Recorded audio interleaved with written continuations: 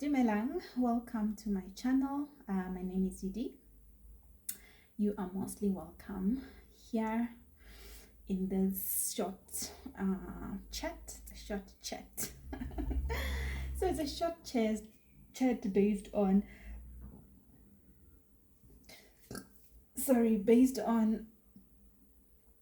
this conversation I once had from Bishop Mabonga. I think Mabonga. Yeah, I think so. I was being interviewed and he said something about, our greetings are collective, because when we greet each other, we say sanibonani, we pluralize our greetings, dumelang. It's even amongst ourselves or amongst your same age group. We do have those individualistic greetings, but most of the time we use the plural form when we greet, right? So I've always wanted to understand this thing of, we are, as African people, we are collective cultures. We are a collectivist culture, collectivism culture, and the Western are individualistic, right?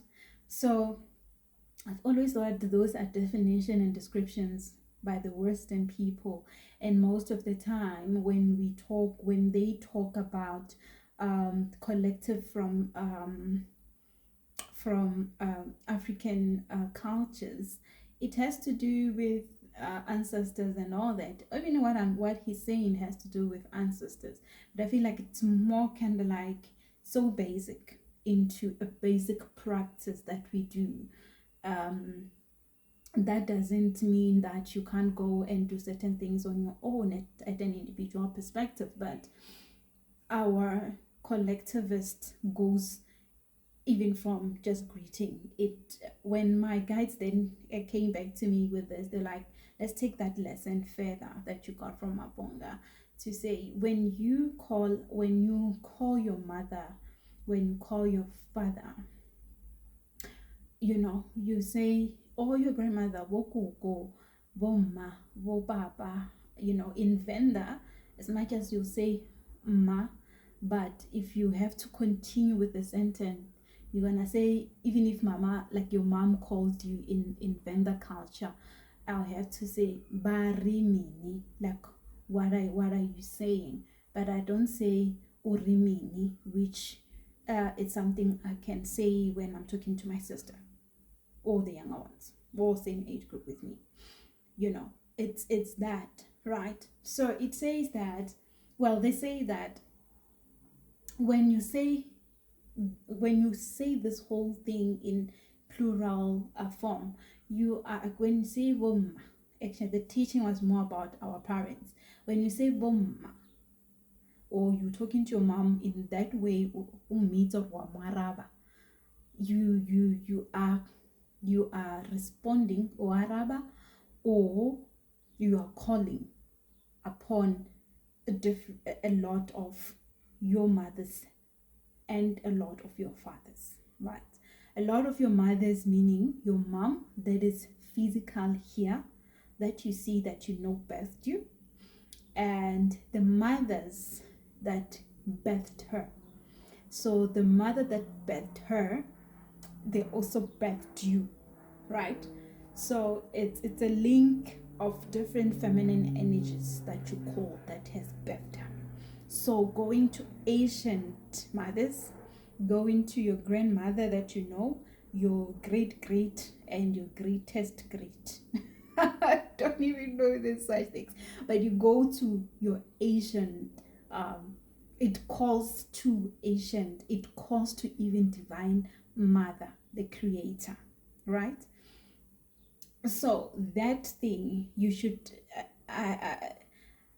we say things because we are taught, right, to say those things. So once you kind of like get an understanding of these things on your own, so now I understand when I call my mom, I'm not just talking to her alone, I am talking to her and those that have come before her. And when our mothers are raising us as well, they don't raise us alone, right? They raise us with the mothers that has birthed them till this day. I mean, that has birthed them, the generations, right? That has passed before them.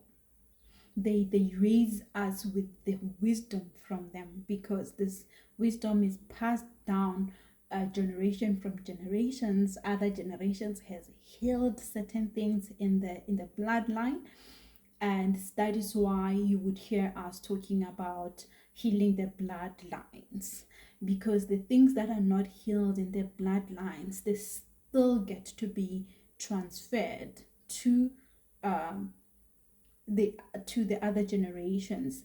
And it's as simple as, it's as simple as that thing of calling Bumma, and it being a collective generation to come and listen to you.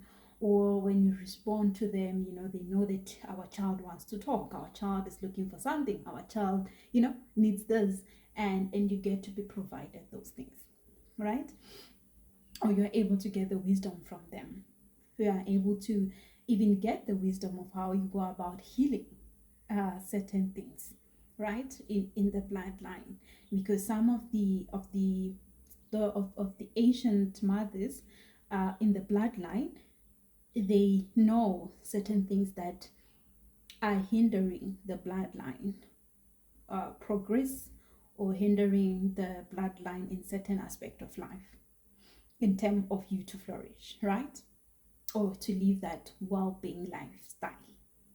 And when you talk to Bobaba, your fathers, you're talking about masculine energy, we're calling in protection, right? Our feminine, our masculine energies, ancient fathers are very good with protection. They are our protectors, right?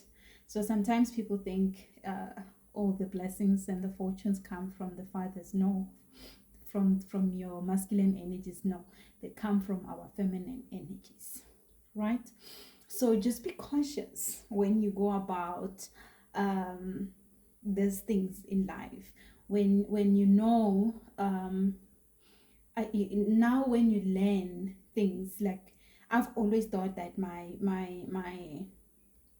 paternal side is the one that blessed me with sebeti, and all those things, up until you learn that your feminine feminine energies are the ones that provide you with the physical material things, and your masculine energy, they do very well with protection. So if you know that you're protected, you know that your people got you from your father's side, right? Some people would say, what if you don't know your fathers and don't know whatever that is? I think there are ways that elder people work around those things, right? So it is that, but mostly it's just to be conscious about when we talk about collective cultures, when you talk about we operate in collectiveness as melanin people, we're not only talking about helping each other at the grocery, or helping each other with money. We're talking things like simple things like calling, respecting people in the way we call them, in the way we greet each other. It's as simple as that. It's acknowledgement all the time. We are acknowledging our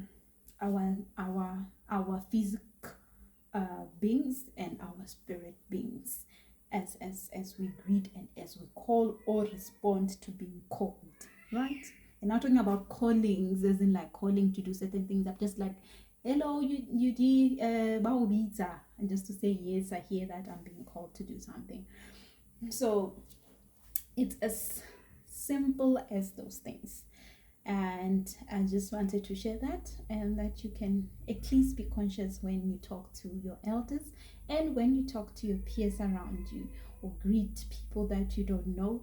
Just know that you are also acknowledging those that they walk with, and respect that, right? Sometimes a physical being in front of you might maybe be very disrespectful, but you still have to be conscious that they walk not alone, right? And just be mindful of that. All right, I didn't want this to be a long one. Bye. I'm going to come with another lesson. Yeah, that one, I don't know. I'm still contemplating about it, but not really contemplating about, but more of still experiencing the lessons. So I would share it very soon.